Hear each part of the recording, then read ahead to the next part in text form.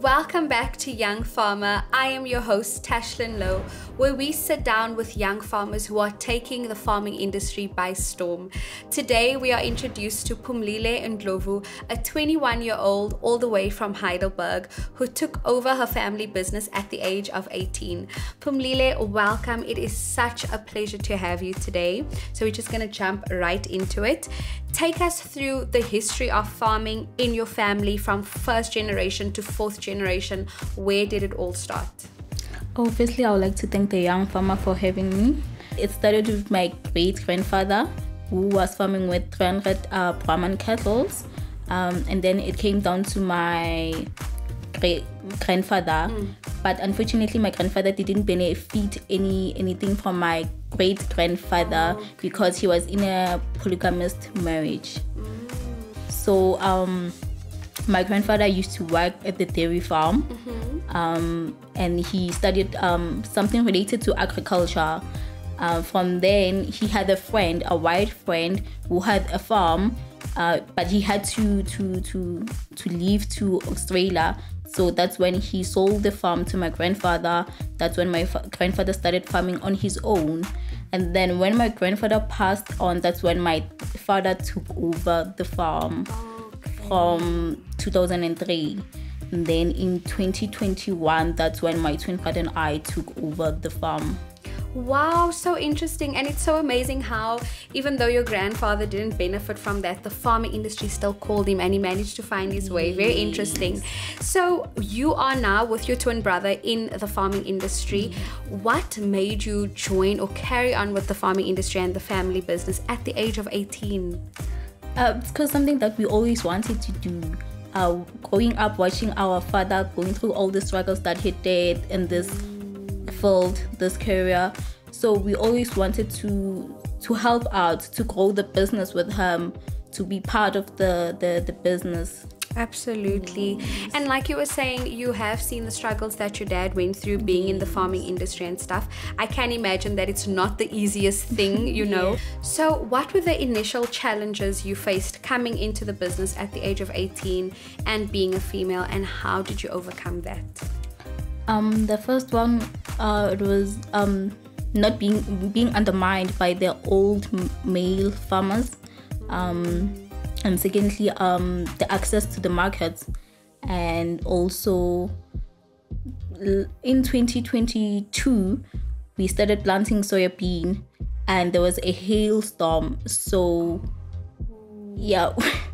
That's so crazy. Like, you'd never think about challenges like that. Yes, and we didn't insure our crops. Okay. Yes, those are the challenges that I've faced. That is so amazing, and it's so interesting because I think from someone sitting outside of not necessarily farming, we don't go as far as thinking about natural disasters that can, you know, harm the farm and things like that. And how did you guys like recoup from that?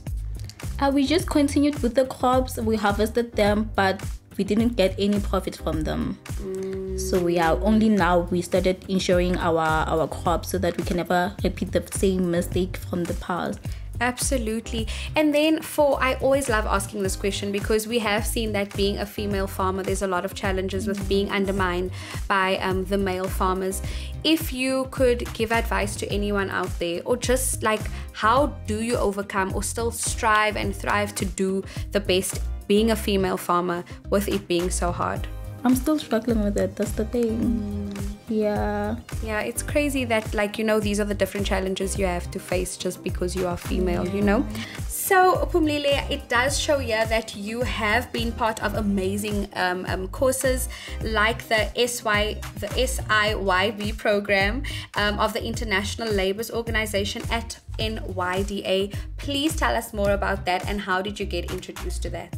Yeah, I applied for funding at NYDA, so I had to do the training before. So I applied, and then I got the email a year later. That's when I attended the program. I had to do the program so that I can get the funding from NYDA. Yes. Oh, that's so interesting. And out of curiosity's sake, how long does the program last before you can get the funding? Because obviously it's a fundamental step in order for you to get the funding. So how long is the program? The program takes like 2 weeks. It's not long. Oh, wow. Yeah, it's a 2-week program.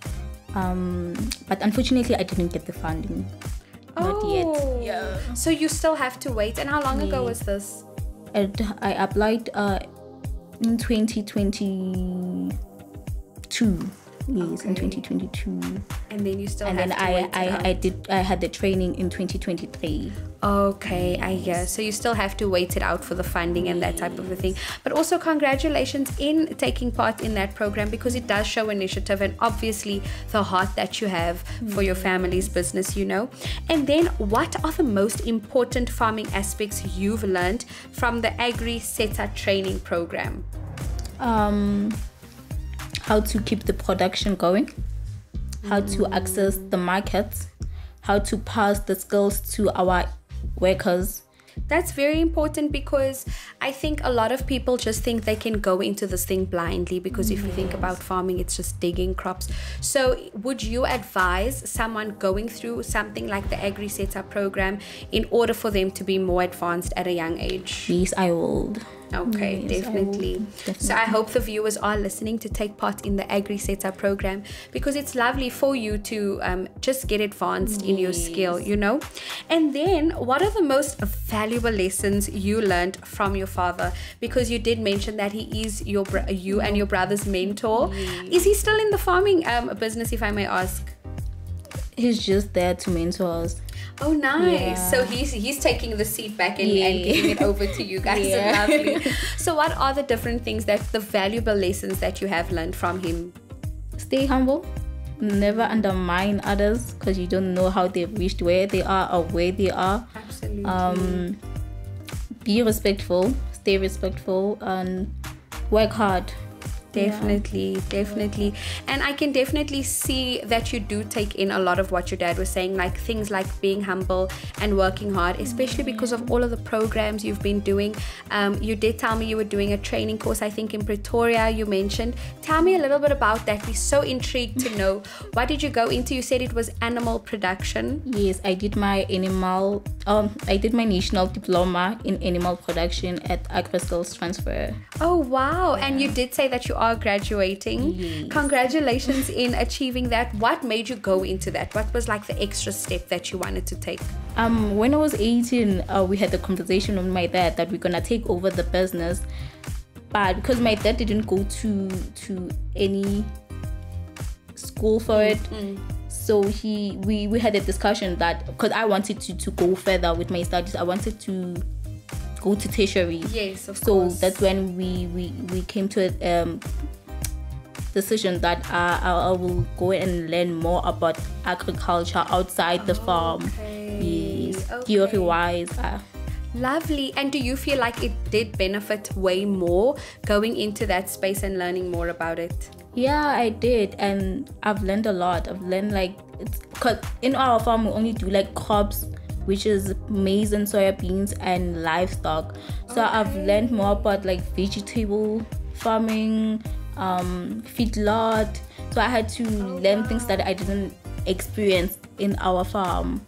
I got to learn, yeah. And it's very interesting because I don't think we actually put a highlight on it. You know, there's different types of farming and there's different types. What do you guys specifically focus on your farm? We focus on crops, which are maize and soya bean, and animals, which are cattle, sheep, goats, and pigs. Oh, lovely. And then I do know, because I'm learning as I'm going through this, because it's so interesting. Through different seasons, we also have like a different way in growing the things. And with your crops, you being in soya beans and maize, if I have it correctly, if you said.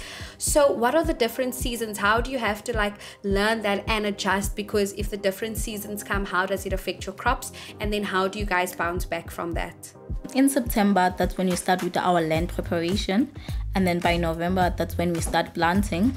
The latest should be by the 25th of December, and then we start harvesting around May and April, and then the latest should be early June.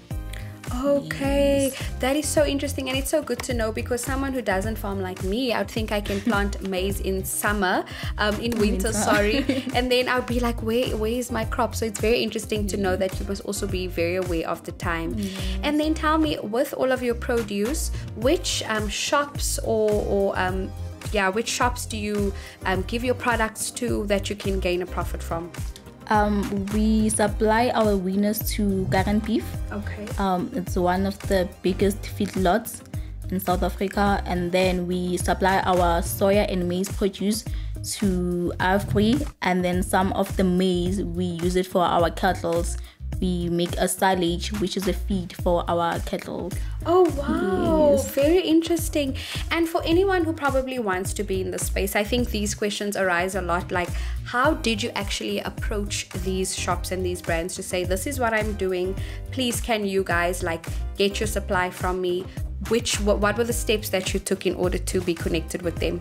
Just send them the emails, the proof of your business, what you do, and they'll just come around your farm, check what you're doing, and then that's when you can guys maybe sign a contract and then take it from there. take it from there. Simple. It's that simple. Yeah, you can just check their website and okay. Yes. And then you, Phumlile, being in this space already, what advice would you give any young farmer that is trying to come into the space?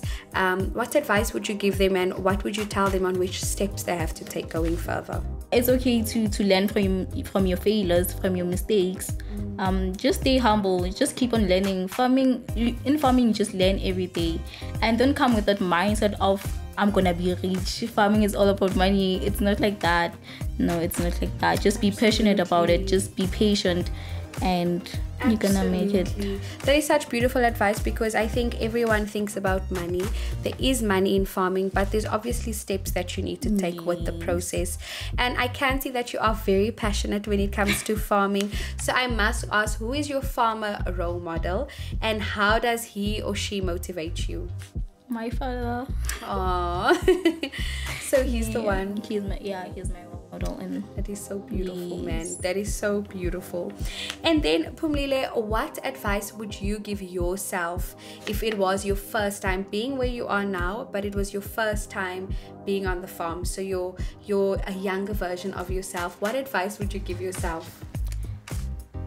Don't beat yourself, man. As I've said, it's okay to make mistakes. It's okay to learn from them. I love that. So to younger Phumlile and to others also that is listening, don't beat yourself up. It's okay to make mistakes, and it's okay to go with the process, because that's what farming is about: learning, growing, literally and figuratively. And then Phumlile, if you could have any farm animal as a pet, what would it be and why? A sheep. Really? I can imagine though, because they're so cute and fluffy. But I would want to know, why would you choose a sheep? Firstly, yes, they are cute. And also they're so soft and calm, and they also listen, so it's easy for them to adapt, so yeah, they just that is very, very cute. You did say that you guys are still waiting for funding. You haven't received funding of that. So the running of the farm, paying of the workers and that type of a thing, does it all come from the profit you are making from the farm directly? Yes, it comes from the profits that we are making at the farm. Okay. Yes. So institutional help will obviously be greatly appreciated, right? Yes. If you could ask for support by any institution where you know they can help you take your farming to the next level, who would this institution be? The Department of Agriculture. Since we are struggling with our land for grazing for our cattle, so we will really appreciate to get help from there. Absolutely. Yes. Absolutely. And what would your dream shop be that you would like to supply? Like, what is the bigger shops that you know is out there that you say, I want my farm to supply to this brand or this business? Woolies. Definitely Woolies, with our meat, Lovely. So Phumlile, how do we get a hold of you and contact you? Which platforms can we do so on? Instagram, ritidisitswe.ndlovu. Okay. TikTok, it's Phumlile_Ndlovu. And then Facebook is just Phumlile Ndlovu. Lovely. Do you perhaps have an email address? If institutions are looking to reach out, what is that email address? ritidisitswe@gmail.com. Phumlile, thank you so much for joining us and being part of the conversation. I also need to commend you for doing such a brilliant job being 21 and handling everything on your dad's farm, your family's farm. I know your dad is really proud, and congratulations on graduating as well. So to the young farmers out there, in Phumlile's words, remember that the challenges in farming is part of the process. So until we meet again next time, thank you for watching. Bye.